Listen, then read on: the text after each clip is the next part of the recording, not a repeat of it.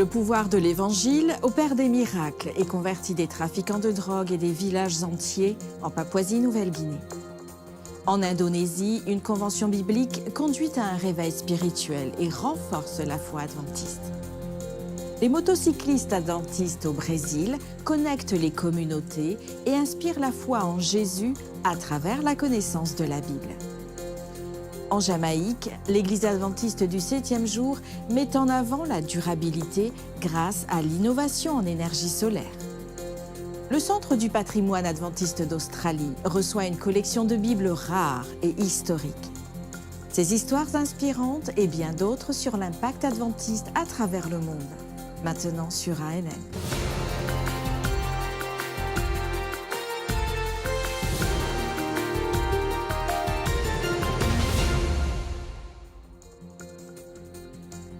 Des seigneurs de la drogue renoncent à leurs crimes, des villages entiers adoptent les principes adventistes et des guérisons miraculeuses montrent la puissance de l'Évangile dans la région du Pacifique Sud.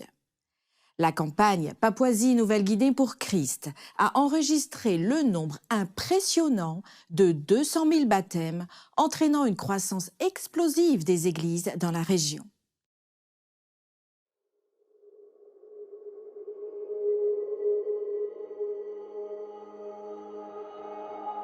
En avril, un puissant mouvement a balayé la Papouasie-Nouvelle-Guinée. L'énergie et l'enthousiasme étaient palpables alors que les communautés s'unissaient dans la foi et l'espoir. Tout a débuté par une méga-clinique où des milliers de personnes faisaient la queue pour des soins médicaux fournis par des bénévoles internationaux et locaux. Résultat d'un effort conjoint de la campagne Desamul Toes et de la Radio Mondiale Adventiste, la clinique mobile a transformé la vie de milliers de personnes, dont celles qui ont retrouvé la vue après des opérations de cataracte. Après avoir répondu aux besoins physiques, l'accent a été mis sur la santé spirituelle. Le programme PNG pour Christ a démarré en couleurs et fanfares, avec des chœurs et des cérémonies de levée de drapeaux. Ce programme s'est tenu sur plus de 2000 sites à travers le pays, même dans des prisons. Des intervenants venèrent de tout le Pacifique Sud et au-delà, et avaient rejoint des centaines de prédicateurs locaux pour partager l'Évangile avec des foules enthousiastes. Le président de la conférence générale, le pasteur Ted Wilson, était présent et a prié avec le Premier ministre et d'autres responsables gouvernementaux.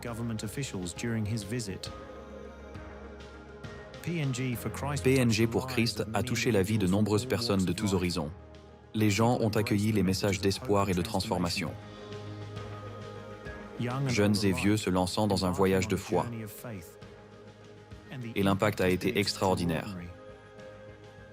Des milliers de personnes ont été baptisées et des milliers d'autres se sont engagés à vivre pour Jésus. C'est un privilège de voir des personnes venant de tous les horizons, renforçant et affirmant leur foi et leur désir d'être baptisés et d'être appelés disciples de Jésus.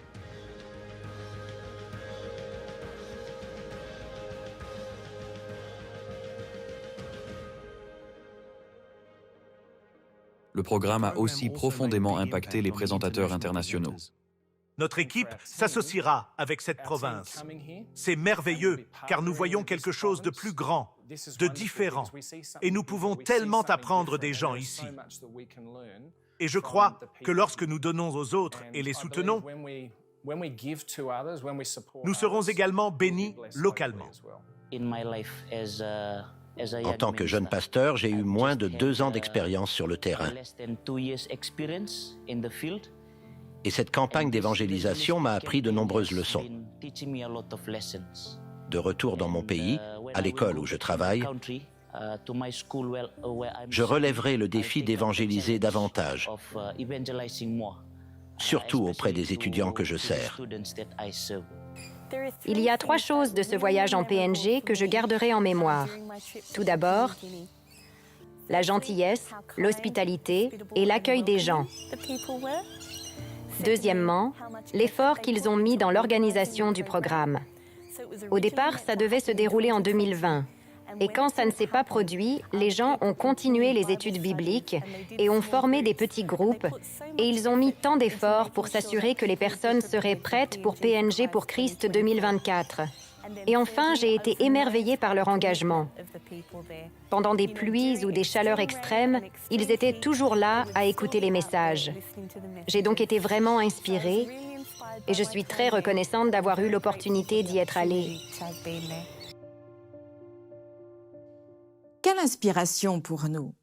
Maintenant, l'Église se concentre sur l'intégration de nouveaux membres et sur la gestion des défis d'une croissance rapide, afin que ce mouvement d'espoir et de transformation puisse s'étendre davantage. La 4e et dernière session de la Convention biblique de l'Église adventiste du 7e jour dans le territoire du sud de l'Asie et du Pacifique a eu lieu à l'hôtel Bayo-Khe Sky à Bangkok, en Thaïlande. Cette convention était la dernière d'une série visant à soutenir la croissance spirituelle, à renforcer les croyances fondamentales et à renouveler l'engagement des pasteurs de la région. L'initiative « Choisie pour la mission, retour à l'hôtel et conférences bibliques » a abordé des préoccupations spirituelles et doctrinales au sein de l'Église adventiste mondiale.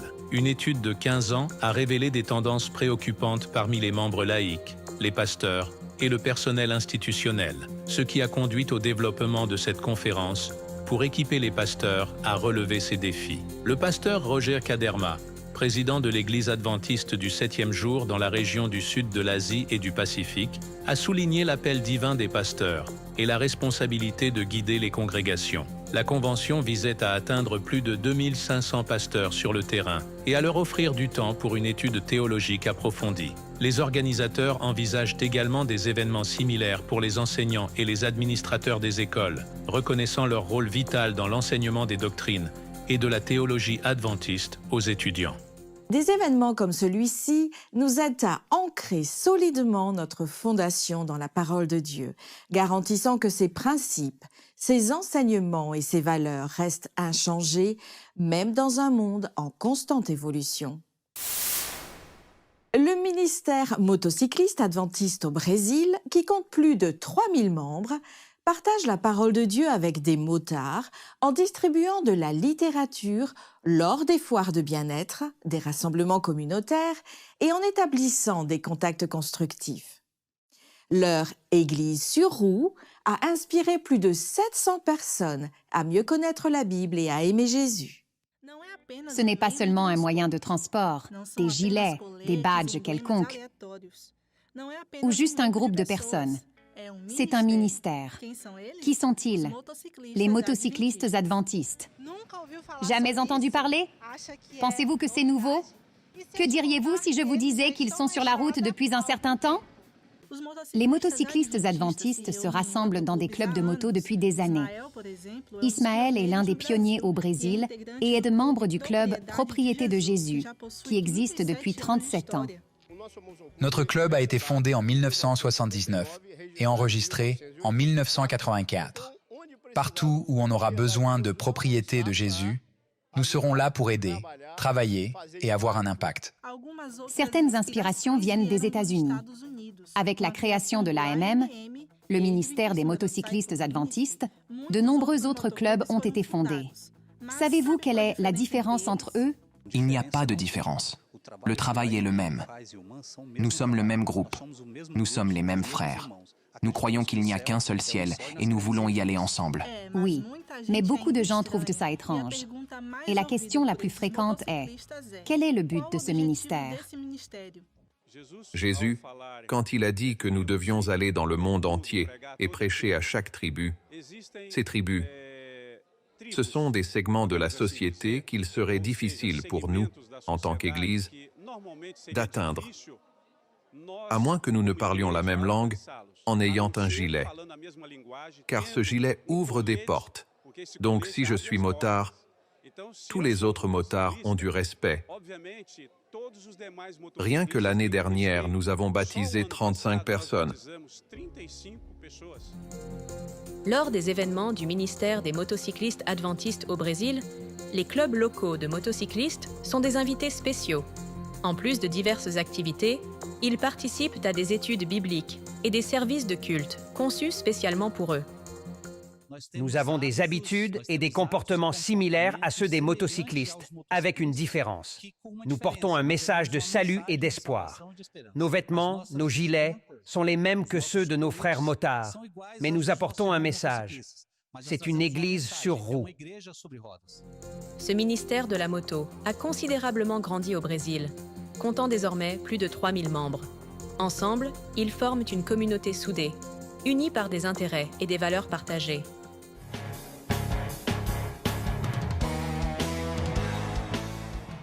Leur dévouement à se rapprocher de manière si personnelle aide ceux qui apprennent encore à connaître le Christ, à se sentir accueillis et compris. Dans notre émission, Mission 150, les animateurs David Trim et Sam Neves sont rejoints par le président de l'Église adventiste, le pasteur Ted Wilson. Dans cet épisode, le pasteur Wilson partage sa vision de la mission adventiste pour l'avenir, inspirée par 150 ans d'histoire. La mission est absolument vitale aujourd'hui. C'est pourquoi l'Église adventiste du 7e jour existe. Oui, nous devons prendre soin des gens, les soutenir, nous assurer que nous les aidons face à de nombreux défis. Néanmoins, chacun est appelé à prendre part à la mission. Vous n'êtes pas appelé à faire partie d'une organisation qui vous entraîne et vous laisse, en quelque sorte, exister et profiter de la vie. Non. Lorsque vous êtes appelé à être un chrétien adventiste du 7e jour, vous êtes appelé à être un missionnaire où que vous soyez. Célébrer 150 ans est une occasion spéciale, mais c'est aussi un rappel que notre mission nous précède. Nous avons environ 22, peut-être même 23 millions de adventistes inscrits partout dans le monde, et nous avons plus de 8 milliards de personnes à atteindre. Comment y parvenir? Eh bien, la pluie de la dernière saison du Saint-Esprit sera essentielle pour que le travail se propage comme un feu de paille. Je prie chaque matin pour la pluie de la dernière saison. J'espère que nos téléspectateurs font de même. Et avec cela, mais préparons nos cœurs à la réception du Saint-Esprit. Chaque jour, je demande au Saint-Esprit d'entrer, au Seigneur d'envoyer son Esprit dans ma vie et dans celle des autres. Je demande aussi au Seigneur chaque matin l'accomplissement de Jacques 1,5. Je demande de la sagesse. Je n'en ai pas assez. J'en ai besoin.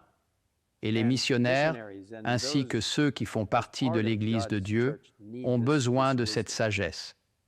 Les messages des 3 anges sont essentiels à la proclamation des derniers jours de l'Église adventiste et à sa mission. Son urgence, ainsi que le 4e ange de l'Apocalypse 18, versets 1 à 4, de sortir de Babylone, de rejoindre le peuple du reste de Dieu, non pas simplement comme un groupe exclusif qui dit « Eh bien, nous avons toute la vérité maintenant. Restez loin de nous, vous tous qui ne comprenez pas. » Non, notre responsabilité est de passer à l'action et d'informer les gens à ce sujet. Ainsi, la mission et la célébration du 150e anniversaire constituent une véritable impulsion. C'est une forte incitation pour les adventistes du monde entier à raviver l'urgence et l'esprit missionnaire. Pour visionner l'épisode complet et d'autres vidéos explorant plus en profondeur la foi adventiste du 7e jour et son histoire, visitez Adventist Review TV sur YouTube. Découvrons maintenant comment la musicothérapie est utilisée dans les hôpitaux pour soutenir et aider les patients. Cette leçon a été présentée aux explorateurs au Camporé international aux États-Unis lors d'un salon sur les carrières professionnelles en milieu médical. Elle a mis en avant des méthodes surprenantes que les gens pourraient ne pas associer typiquement à la santé.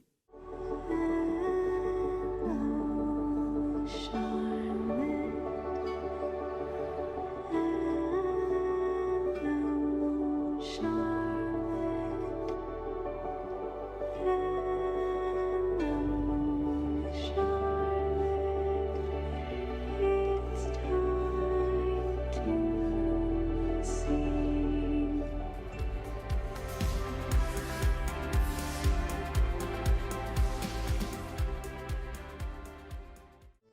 Ce soir, je suis avec Andrew. Et Andrew, comme beaucoup, aime la musique. C'est vrai. Je joue du piano depuis plus de 10 ans. 10 ans? C'est long. Eh bien, ce soir, nous allons rencontrer quelqu'un qui utilise ses talents musicaux pour aider les gens à l'hôpital à se sentir mieux. Attends une minute. Des musiciens dans des hôpitaux? Oui, la musique est partout. Alors plongeons dans un monde où les mélodies calment les esprits et les harmonies guérissent les cœurs. Madison et Sabrina, comment s'est éveillé votre amour pour la musicothérapie? Au lycée, j'ai toujours aimé la musique, chanter, jouer dans les pièces de théâtre, la chorale. Mais j'aimais aussi beaucoup la médecine. J'ai entendu parler de la musicothérapie par un membre de ma famille qui travaillait dans un hôpital où il y avait un musicothérapeute. J'ai commencé à chercher des informations en ligne sur cette option de carrière et je me suis dit, voilà, c'est ce que je veux faire. Comment se déroule la journée d'un musicothérapeute? Nous avons une liste de patients qui proviennent de recommandations de nos équipes médicales qui pensent que ces derniers pourraient bénéficier de la musicothérapie, que cela les aiderait pendant leur séjour à l'hôpital. Cela pourrait aider à soulager la douleur, à réduire l'anxiété, le stress ou à faire face. Nous pouvons beaucoup d'options. J'ai avec moi un chariot d'instruments de percussion avec des tambours. J'ai aussi ma guitare et nous pouvons jouer de ces instruments ou écrire une chanson ensemble. Je peux enseigner un instrument. Ils peuvent aussi simplement écouter la chanson pour les aider à se détendre. Pour nos plus jeunes bébés, nous pouvons travailler sur l'intégration sensorielle. Nous pouvons chanter et aussi toucher le bébé. Nous utilisons parfois notre guitare. Pour les bébés plus âgés qui ont peut-être des besoins médicaux complexes, nous travaillerons sur les jalons du développement en utilisant des jouets et des instruments. Qui sait, Charlotte, peut-être qu'un jour nous inspirerons de nombreuses personnes à devenir musicothérapeutes? Top là! Ça varie vraiment. Chaque jour est différent, chaque séance aussi, et c'est très excitant. Quel conseil donneriez-vous à quelqu'un comme moi qui pourrait être intéressé par la musicothérapie? Je pense tout d'abord qu'avoir une passion pour la musique est vraiment important, évidemment. Ensuite, avoir aussi une passion pour l'aide, car c'est au cœur de notre travail. Nous utilisons la musique pour aider les autres.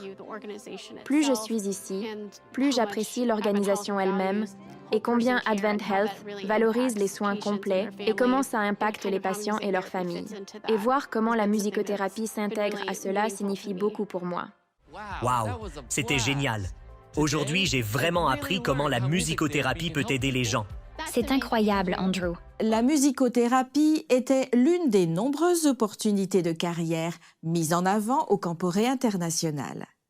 De la médecine du sport à l'infirmier navigant, une gamme de carrières passionnantes dans le domaine de la santé a été présentée à des milliers de jeunes.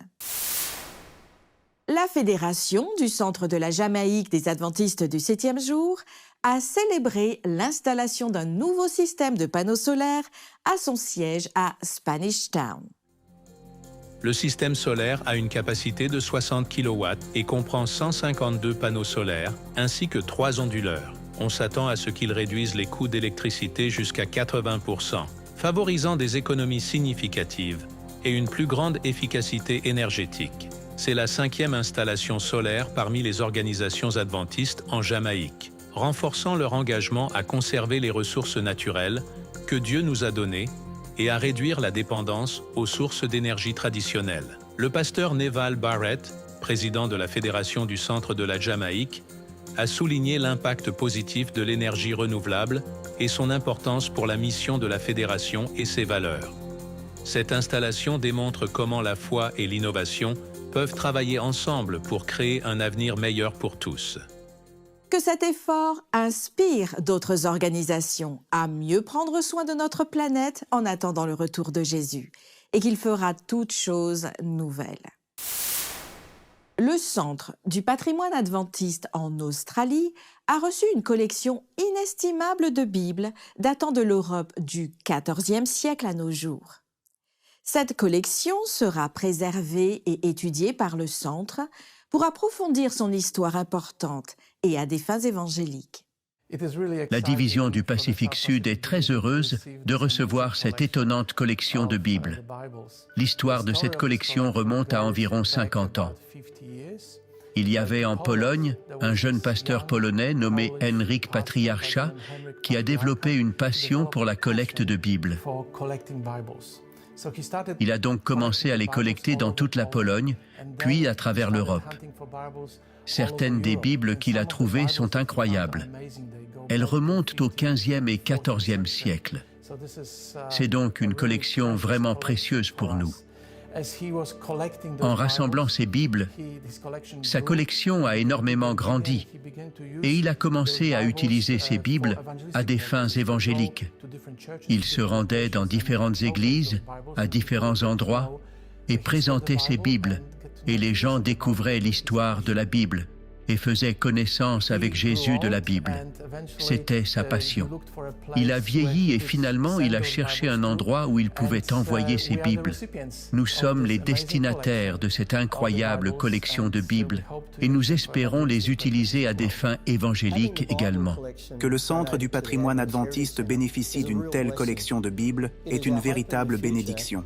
Nous espérons à l'avenir avoir un foyer permanent pour ces Bibles afin que les membres d'Église et le grand public profitent de cette collection extraordinaire, témoignage de la façon dont la parole de Dieu a traversé les siècles.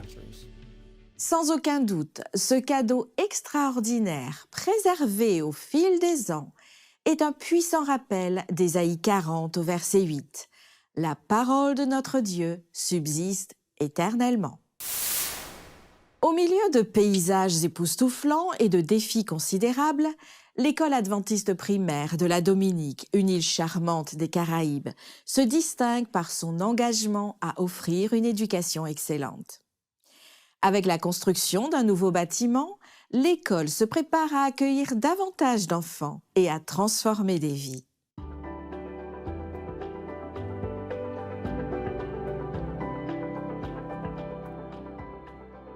L'île de la Dominique est souvent confondue avec la République dominicaine. Mais il s'agit en fait d'une magnifique île, une nation à part entière située au milieu des îles des Caraïbes. Entre l'océan Atlantique et les mers des Caraïbes, elle regorge de chutes d'eau, de plages tropicales et de sources chaudes.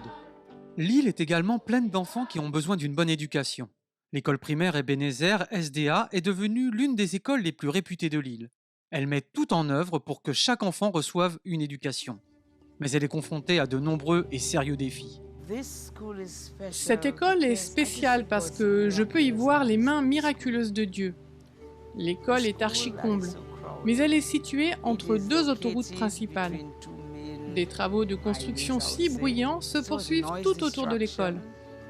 Malgré toutes ces conditions et ces défis, l'école se porte si bien. Elle fait partie des 10 meilleures de l'île. Et je suis toujours aussi étonnée de voir combien Dieu agit dans cette école. L'école se trouve juste à côté d'une grande rivière qui mène à l'océan. En cas d'ouragan ou de forte pluie, la rivière inonde l'école. Ce n'est qu'un des défis auxquels l'école est confrontée. Nous devons également faire face aux défis que représentent les réparations de routes effectuées par le gouvernement juste à côté et les machines qui fonctionnent en permanence tout au long de la journée pendant que les examens et les cours se déroulent. Nous avons dû nous battre contre tout cela. L'école primaire d'Ebenezer est devenue si populaire qu'elle doit refuser des élèves désireux de s'inscrire. Même l'effectif de 200 élèves qu'elle accueille aujourd'hui la met dans une réalité de surcharge. En un rien de temps, nous avons dû fermer les inscriptions en raison du nombre de personnes qui venaient supplier en demandant s'ils pouvaient apporter un bureau ou un banc. Quelle que soit la situation actuelle, nous n'avons tout simplement plus du tout de place d'accueillir un autre enfant. L'école a commencé la construction d'un nouveau bâtiment qui, elle l'espère, résoudra ces problèmes. Le bâtiment accueillera 300 élèves et offrira de nouvelles ressources. Nous prévoyons 10 salles de classe en termes d'espace. Nous envisageons d'avoir un laboratoire informatique et un laboratoire scientifique. De plus, l'espace de la cour nécessaire pour que les élèves puissent jouer et s'amuser sera plus grand que celui dont nous disposons actuellement. L'école primaire Ebenezer SDA jouit déjà d'une bonne réputation au sein de la communauté. Elle attend maintenant des fonds pour achever la construction de son nouveau bâtiment scolaire. Une partie de votre offrande du 13e sabbat servira à achever la construction du nouveau bâtiment de l'école primaire Ebenezer SDA afin d'inspirer encore la prochaine génération d'élèves. Je vous assure que votre contribution ne sera pas perdue. Vous regarderez en arrière et peut-être, qui sait, ces mêmes enfants que nous éduquons vous serviront, vous et les générations suivantes, dans les années à venir. Ces enfants en faveur desquels vous contribuez aujourd'hui deviendront, nous l'espérons, le prochain président de la conférence générale ou le prochain directeur du département de l'éducation. Merci de prier pour le travail éducatif de l'Église adventiste du 7e jour dans le monde entier et pour son expansion en Dominique. Merci pour votre soutien à des projets comme celui-ci. Votre contribution au projet est essentielle pour achever la construction et inspirer la prochaine génération. Nous apprécions les dons reçus et vous demandons de vous souvenir de prier pour l'éducation adventiste à travers le monde. Vous avez suivi une sélection des actualités de l'Église adventiste du 7e jour dans le monde entier. Présente dans plus de 200 pays, la dénomination cherche à servir comme le Christ à travers ses membres, ses dirigeants, son siège administratif, ses institutions et ses ministères de soutien. Vous pouvez accéder à d'autres bonnes nouvelles en rejoignant les chaînes officielles de l'Église adventiste sur YouTube, Instagram et Facebook, ainsi que sur le site web d'ANN, adventiste.news. Partagez votre parcours de foi et soumettez vos sujets de prière sur nos chaînes. Notre équipe s'engage à prier pour vous. Avant de vous quitter, nous vous laissons avec les paroles inspirantes de Romains 8, au versets 38 et 39. « Car j'ai l'assurance que ni la mort ni la vie, ni les anges ni les dominations, ni les choses présentes, ni les choses à venir, ni les puissances, ni la hauteur, ni la profondeur, ni aucune créature ne pourra nous séparer de l'amour de Dieu, manifesté en Jésus-Christ notre Seigneur. » Étudiez la Bible chaque jour pour découvrir d'autres merveilleuses promesses d'espoir. À la semaine prochaine pour d'autres nouvelles de foi, d'amour et d'espérance. Que Dieu vous bénisse.